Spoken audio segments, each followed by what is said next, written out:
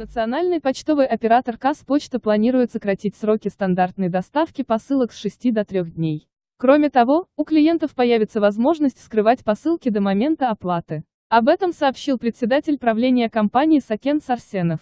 Мы работаем в соответствии с требованиями Всемирного почтового союза. Естественно, я согласен, что времена меняются, и мы должны эти требования пересмотреть. В ближайшее время мы эту работу проведем. И нашим клиентам сделаем возможность, чтобы они могли вскрывать посылки, осматривать товар. Если им этот товар не нравится, они должны иметь возможность вернуть его обратно в интернет-магазин, отметил Сакен Сарсенов.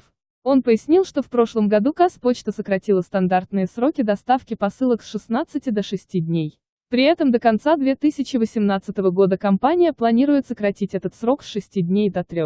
Я надеюсь, что в ближайшее время наши клиенты увидят серьезные изменения в работе нашей компании. Кроме того, в сентябре прошлого года Казпочта официально запустила доставку посылок, газет и писем с помощью дронов. Такая услуга доступна уже в 30 населенных пунктах, особенно находящихся в дальних районах и горной местности. Дронами доставлено около 1,5 тонны грузов. У нас на вооружении находится 10 дронов, но Казпочта на них ни копейки не потратила. Мы дроны не покупаем, а платим как за сервис, за каждый полет. Это для нас очень эффективно, потому что иногда бывает, из-за 2 килограмма газет приходится машину отправлять за 150 километров по горному серпантину.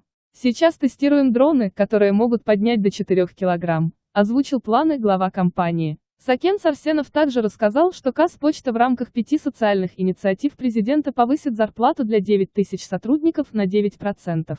С 1 января 2018 года мы нашему производственному персоналу подняли зарплату на 15%.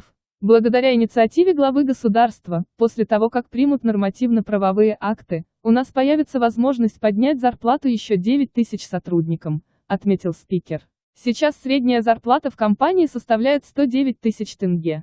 Между тем в планах у компании создание Евразийского трансконтинентального коридора, который позволит расширить комплекс логистических услуг, а также позволит компании выйти на рынок курьерской доставки ЕАЭС и усилит присутствие Казахстана на международных рынках. В сегменте финансовых и агентских услуг почтовый оператор продолжит взаимодействие с банками второго уровня, став витриной для всех финансовых институтов. Это позволит клиентам работать с любым банком по их выбору.